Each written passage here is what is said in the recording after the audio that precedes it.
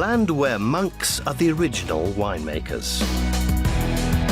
Adventurers are challenged by the rugged terrain of the Caucasus Mountains. So fun. And imposing Soviet buildings are reimagined as trendy urban spaces. Bravo! It's a small California we have here, but more wild, and I think that's the beauty of it. This is Destination Georgia. A country of stunning mountains and breathtaking natural beauty.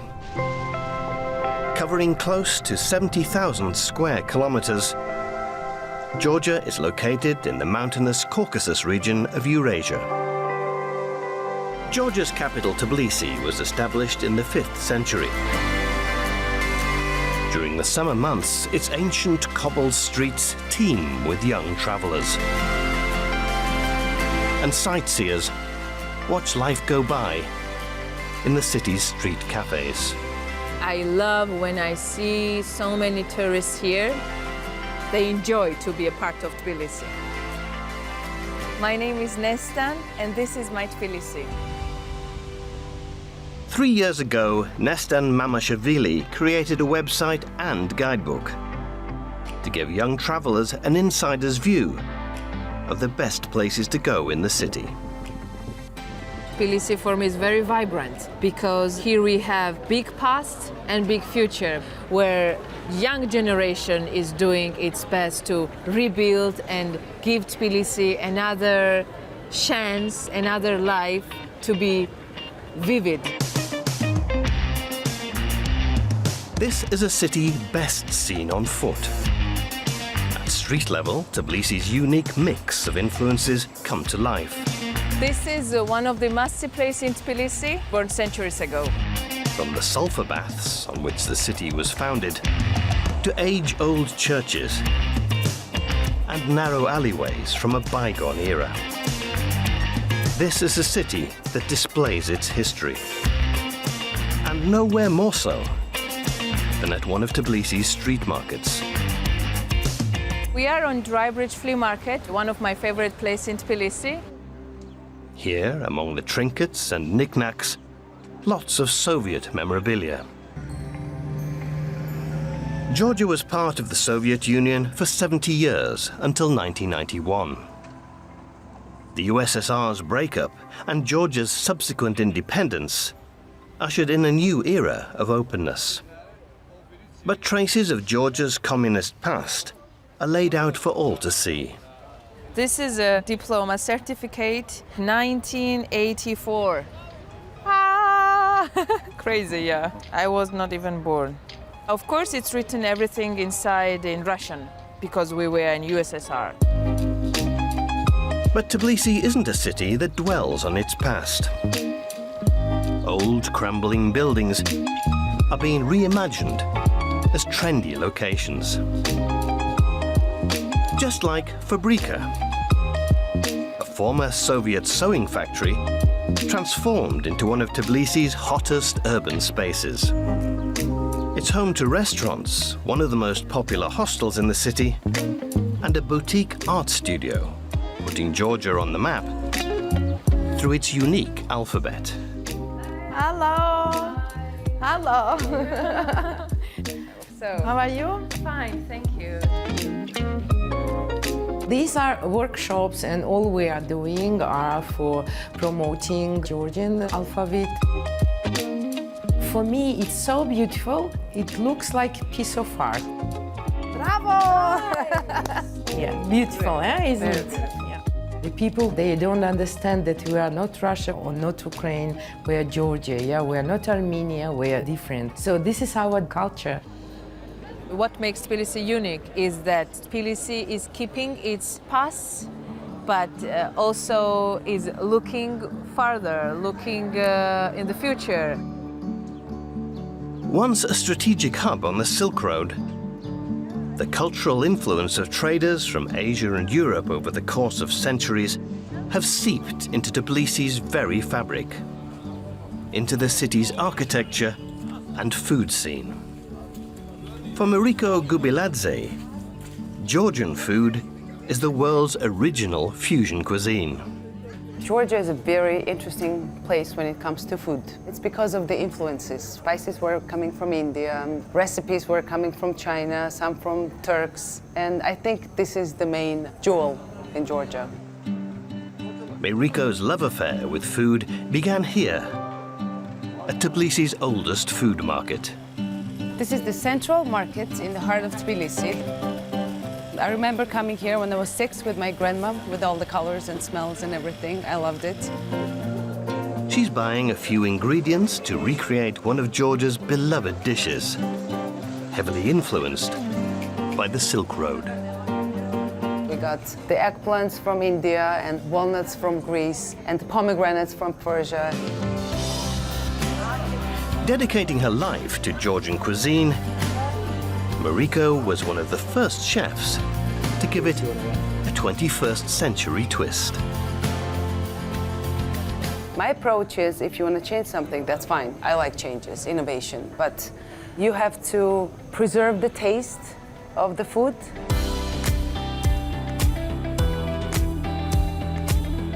This is Cafe Kala, owned by good friend Keti Gabadze, a place Meiriko credits with changing Georgia's restaurant scene. Beforehand, we had the Soviet restaurants, like the big halls full with Georgian men and supras and feasting and drinking wine. You wouldn't see families in the restaurants. And this started changing like 15 years ago. Now we see a lot of family-style restaurants. What we have here? So here we have khinkali. You know, I was very surprised when I heard that khinkali is not Georgian. It came from China, but it's delicious. We love it. We took all the good stuff from the world and we made this amazing kitchen.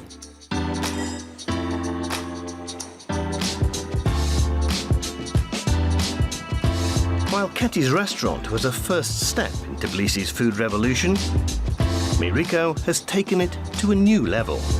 She set up Shabi Lomi in 2011, the first restaurant to serve Georgian food with a modern touch. Georgians, they could get angry sometimes when you twist their food too much. I think you have to evoke some kind of emotion in a customer when they walk in your restaurant, when they see the menu. It should be some happiness or anger or a surprise or something. Today, her innovative dishes have become popular with tourists and locals. What they usually do, they put eggplants, they cut them and fry them in the oil, but we charcoal grill them, and it gives a nice smoky flavor to it.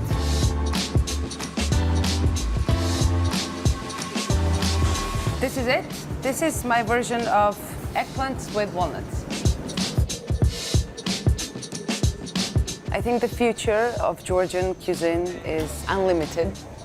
I think it will bring the Georgian cuisine to new tastes and new vision. It's gonna evolve, you know, and it's logical, it should. Keeping Georgian food at the forefront of fusion cuisine. Wine is Georgia's most famed export. Produced in these lands for over 8,000 years. Some consider Georgia the birthplace of wine. With vineyards as far as the eye can see, this is the country's premier wine region, Kakheti.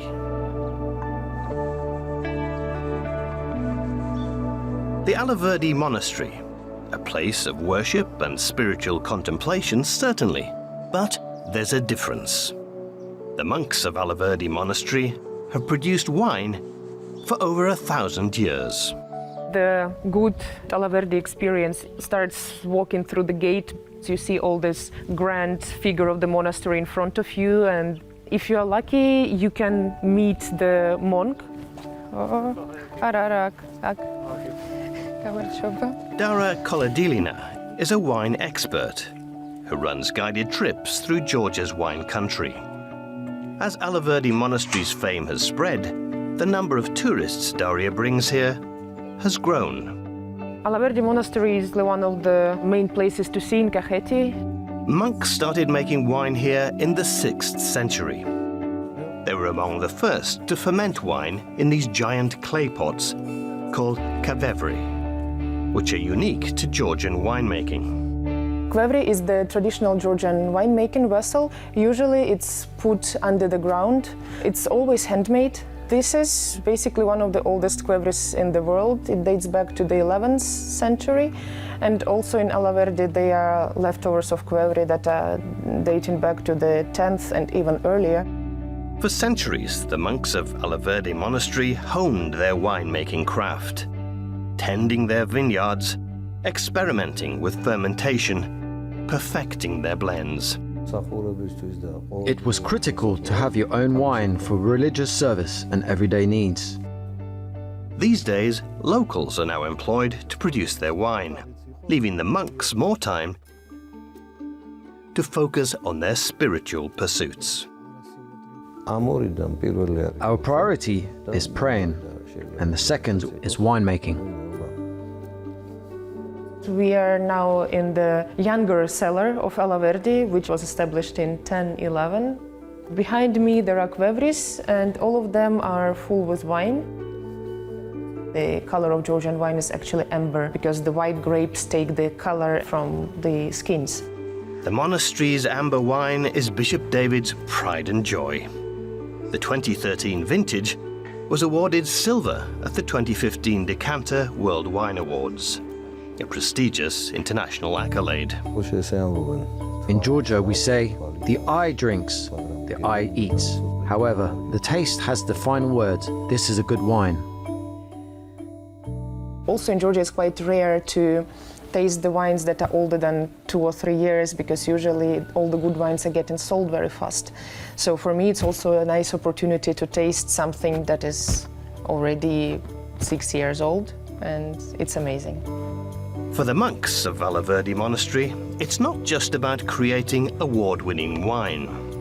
For the country and for the nation, it is necessary, as the parents of these traditions, to preserve and maintain them.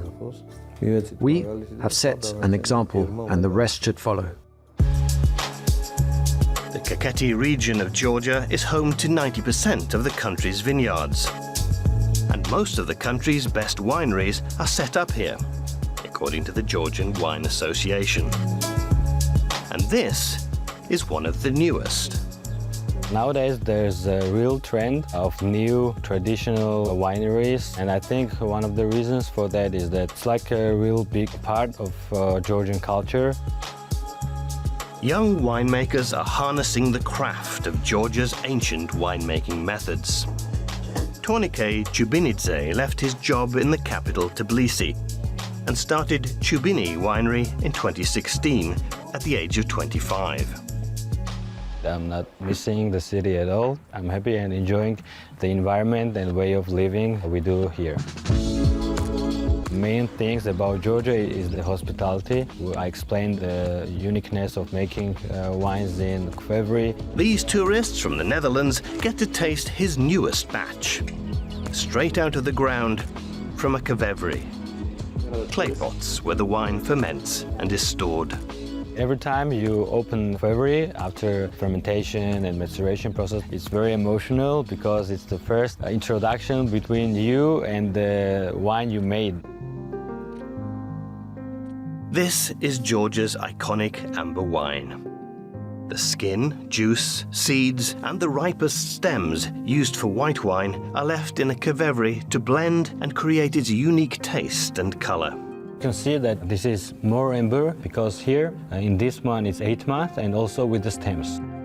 Tornike sells both red and amber wine, producing about 10,000 bottles a year. When you export to other countries, I think that each bottles are real like ambassadors in the countries they go to. Bottling his first batch in 2017, he now exports all over the world, to China, Japan, the US, and even Bordeaux, France. Bordeaux is the main part of winemaking in the world, so when people appreciate your wine there, I think that it's worth trying and worth drinking. After tasting some of Tornike's best vintages, the tour ends with a typical Georgian feast, with more guests and more wine. First toast in Georgia we say, we drink for the peace. Let's wish to all of us to have peace. Cheers. As young winemakers follow in the footsteps of their ancestors, Georgia's age-old winemaking methods are in safe hands.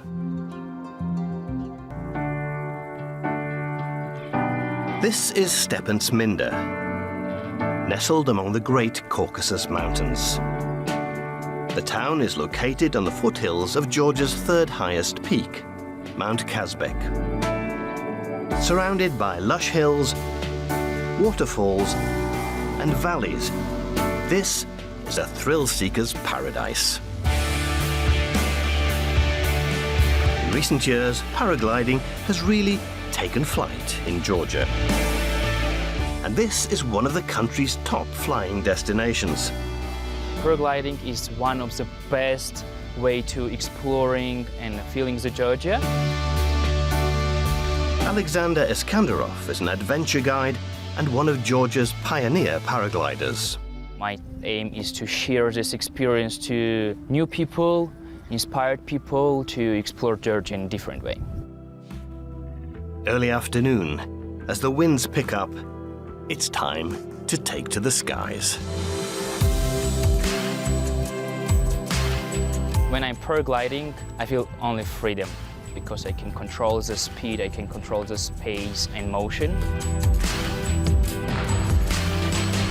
Starting out when he was 16, he got the flying bug from his grandmother.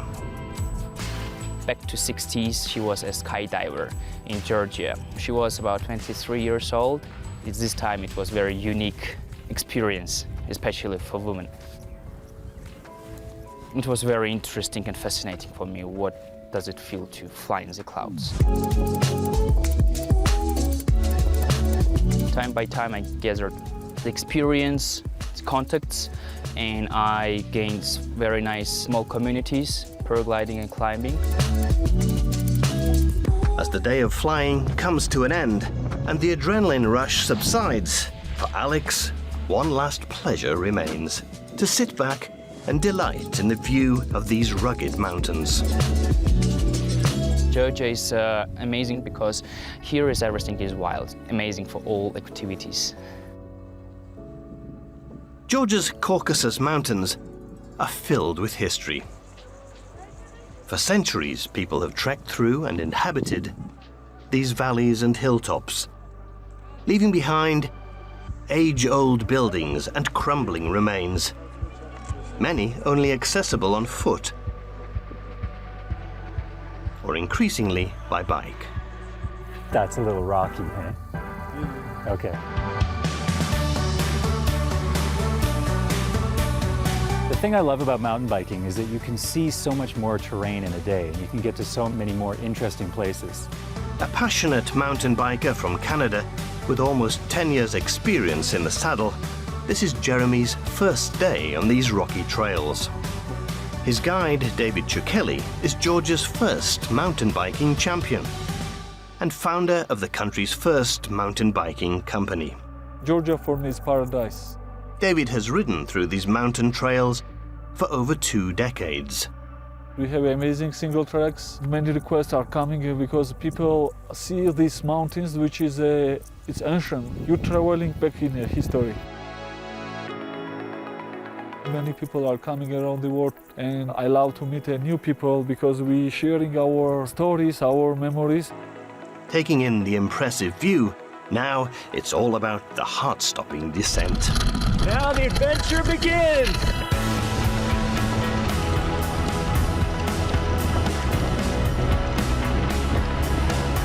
There's obstacles all the time, so your mind is always at work, as well as your body. It's just a blast. If I had to put mountain biking today in Kazbegi in one word, it would be adrenaline.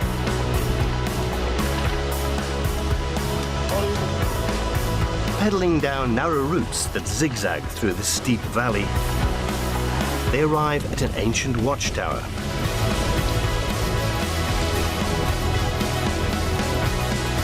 Woo! So fun. The end of the road for these bikers is a local hotel and sample some Georgian hospitality. Yeah, Georgia is a gorgeous destination. Really friendly people. People are so willing to invite you in and show you the history.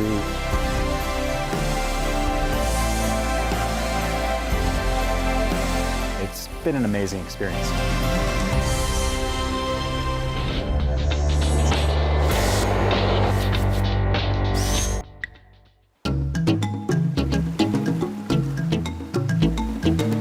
Destination sets off to the Republic of Panama to explore this Central American country,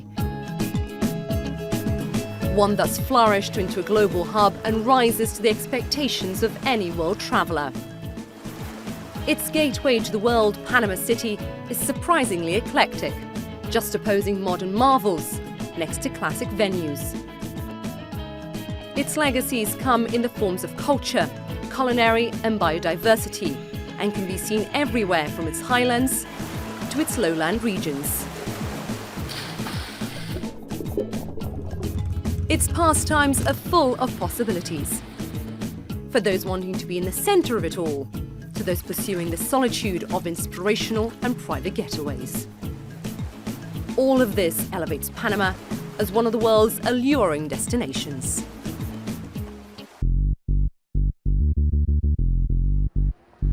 We begin our travels in the cosmopolitan capital of Panama City.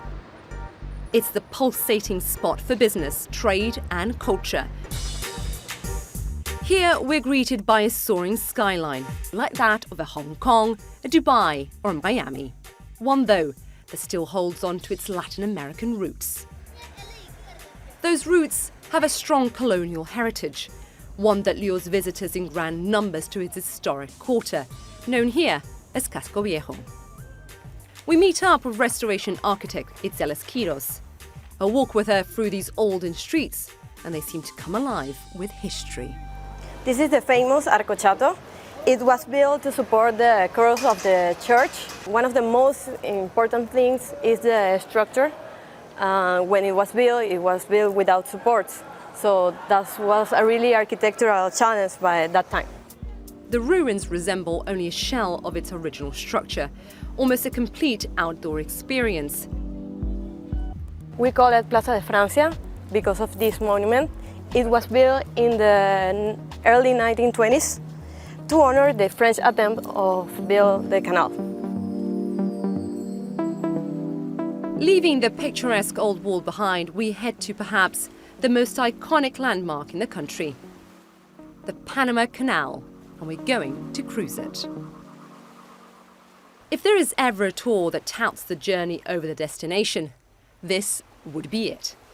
Says so Martin Harrington, our guide from Canal Bay Tours for this bucket list style voyage. We begin the initial move out of the marina onto the open waters.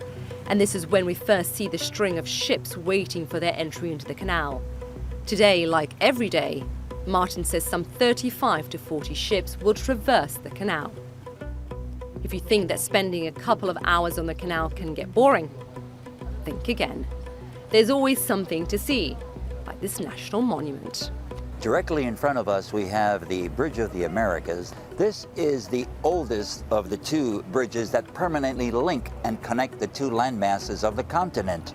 Well, we have a tradition that we always ask the guests to warm up to their better halves and give each other a little kissy-kissy just when we go under the bridge.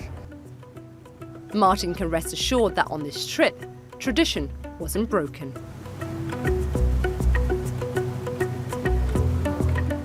We now enter the Miraflores locks, taking our place behind a colossal freighter. This modern marvel is over 100 years old, and it continues to run like clockwork. Just look at the enormous door swinging back, closing us in. You can overhear Martin telling tourists to think of the canal's locks as water elevators that will raise them up in 3 stages. It'll take us approximately from 8 to 9 minutes to be raised those 8-9 meters. This is really the beauty of understanding the dynamics of the Panama Canal. Water was transferred by gravity. As we near the final stretch, nature seems to take over. At this point, the canal feels more like a river than something man-made. And then, a colossal cruise ship passes us by in the opposite direction, putting things back into perspective. Welcome to Panama!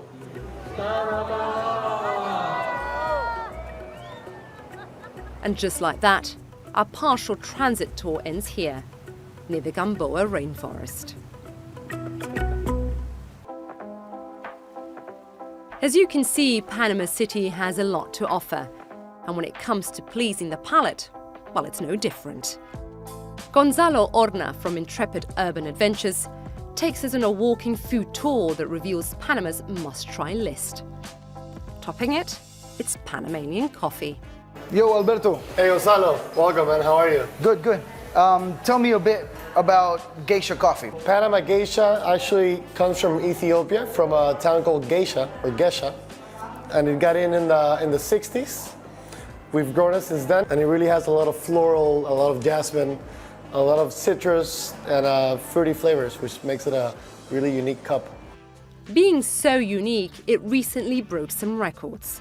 So in the Best of Panama auction this year, it sold for $601 per pound in green before roasting, which is a world record, making it the world's most expensive coffee. Can I taste that most expensive cup of coffee? You got it. I just brewed a fresh cup for you.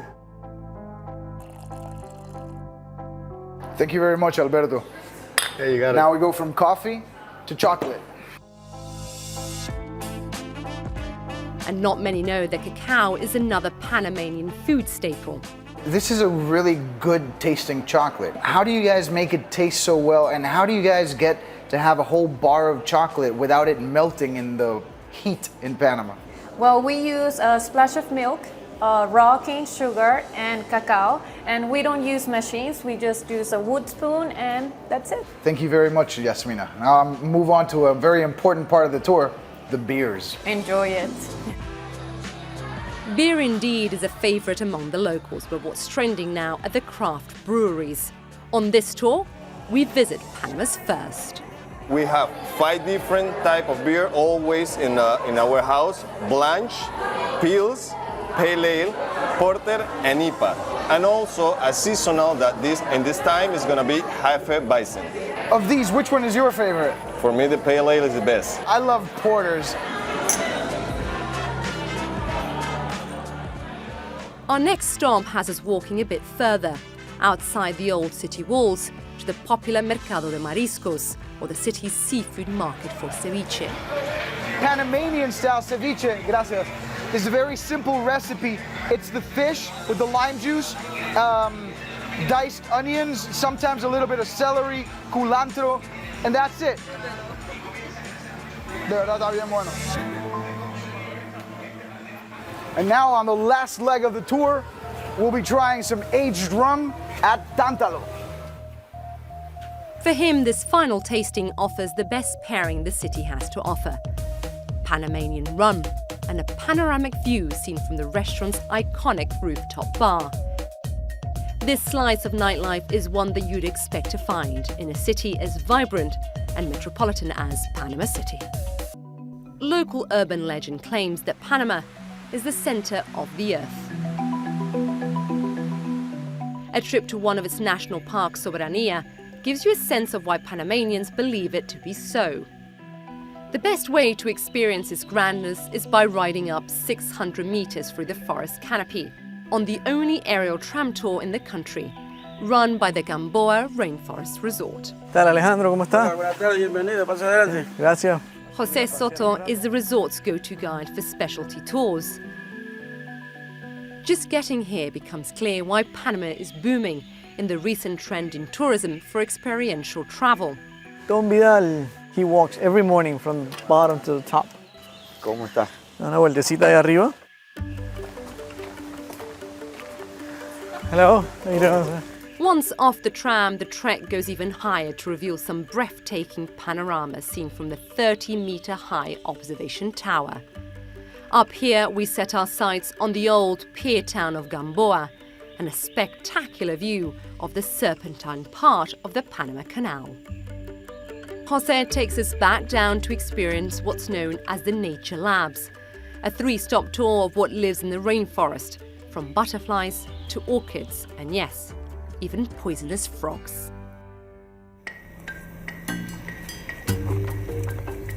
Any frogs outside? The rainforest is home to Dendrobates auratus, more commonly known as the poison dart frog.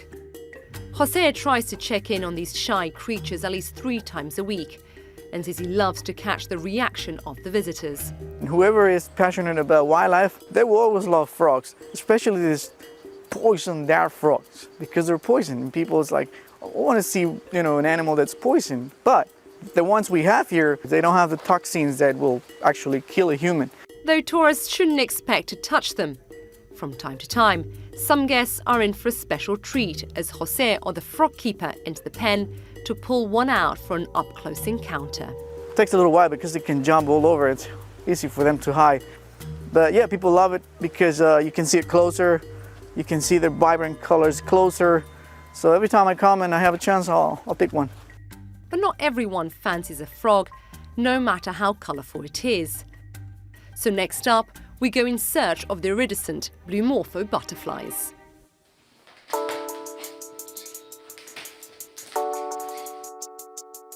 One of the greatest things about this place is that it only takes 20 minutes to get here from Panama City. And we have more than 500 adult butterflies on fly and more than 40 species living in this butterfly garden.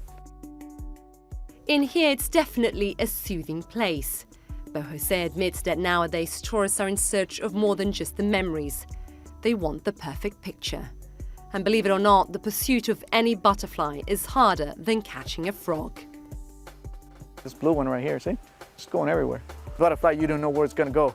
They have this very erratic fly. Some butterflies feed on rotten fruits. They feed on the fermenting juice that has alcohol. As a joke, we say they're drunk and that's why they have this erratic fly. And if you want a snapshot of the blue morpho, things get even more complicated. It's almost guaranteed you're going to see it here. It's hard to get a picture of it because when they sit down, they fold their wings back, they look brown, they're pretending to be a leaf. So if you want to get a photo, you have to chase them around. Fresh from chasing butterflies, the final stop here at the resort envelops his visitors in the stillness of an orchid nursery.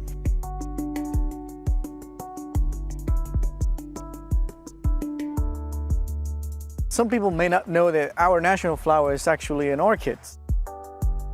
Okay, so our national flower is not in bloom now. So this is a dendrobium. They're not native to Panama, they're from Asia. We like these ones because they're always in bloom and they help us to illustrate the floral parts of an orchid, as well as this cattleya over here. Look at that, beautiful.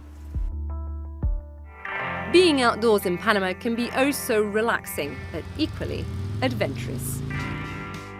We leave behind the Soberania National Park and head further inland to a famed volcano crater. In fact, it's the largest inhabited volcano crater in the world, known as the Valley of Anton, commonly referred to as El Valle or the Valley, where we discover a growing trend in Panama, all-terrain vehicle off-roading. This trail in particular has us deep in the jungle in search of a waterfall. In order to find it, we meet up with Neil Stein, owner and head guide of the tour. What I do love with the tour every day is that I'm meeting people who are super adventurous like myself. You need to be adventurous to enjoy the challenging terrain, and Neil knows these trails very well. This ATV odyssey can get wet and dirty, crossing 6 streams and steep terrain that spans 16 kilometers in each direction. After the first leg of impressive trails, Neil stops at one of his favorite spots for pictures, a sort of lookout to endless greenery. Where we're at right this moment, we're probably just about an hour from El Valle. We're in the mountains.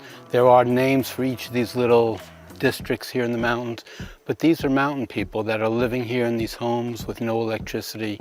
These are like, just the most kind people you'll ever meet. As you saw, it's all jungle, it's beautiful.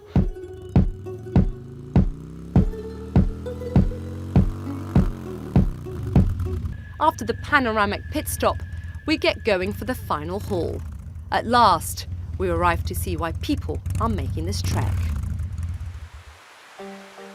It's for the 31-metre waterfall, known as the Távida waterfall, and it's just the perfect pairing for this adrenaline-filled drive.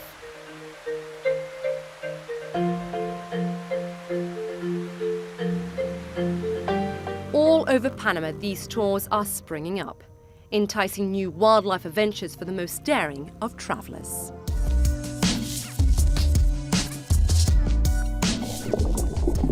Some travellers' recent awakening to Panama has had to do with the archipelago of Bocas del Toro, often referred to as Panama's Sleepy Islands. Its 9 main islands and 52 cays are picture-perfect, stirring, wondrous thoughts, sparking the trek to visit the Caribbean side of Panama. Bocas, as it's called by the locals, offers a daily dose of adventure and relaxation. It just depends what you're in the mood for.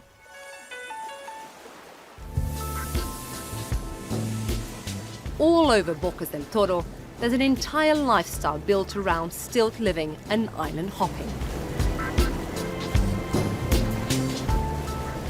No one knows this better than Erin Williams, whose off-the-grid resort Azul Paradise and her 10 overwater bungalows draw tourists into the neighbouring Bastimentos Island to experience what some travellers refer to as wanderlust.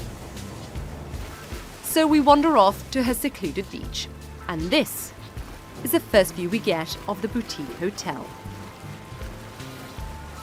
Boating around in Bocas, it's easy to see why it's been declared a UNESCO World Heritage Site as Panama's first national marine park.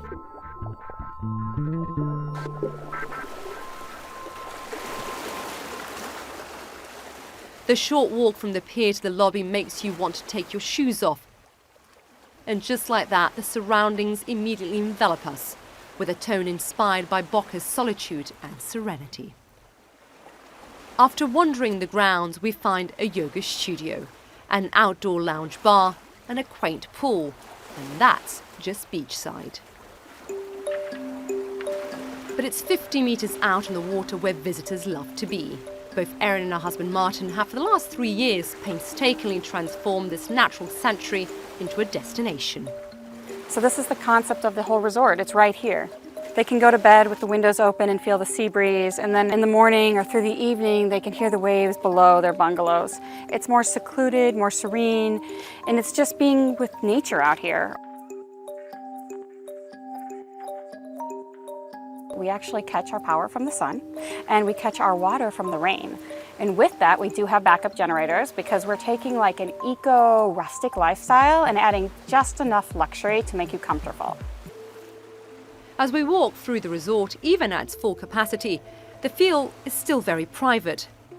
For Erin, it's not surprising at all that guests find it hard to leave their villas.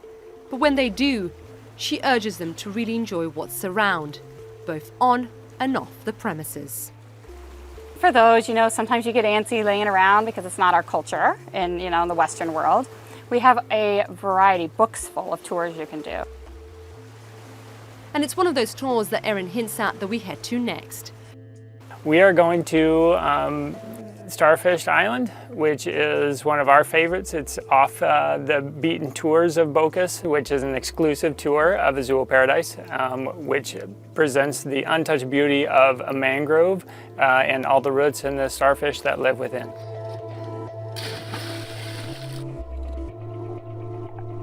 Where at any given moment you can find dozens of starfish on the sand floor. The best part about what we do is we get to educate all of our clients as far as no touching, no standing on any of the coral or any of the starfish or fish or anything. So it's just seeing them in their environment.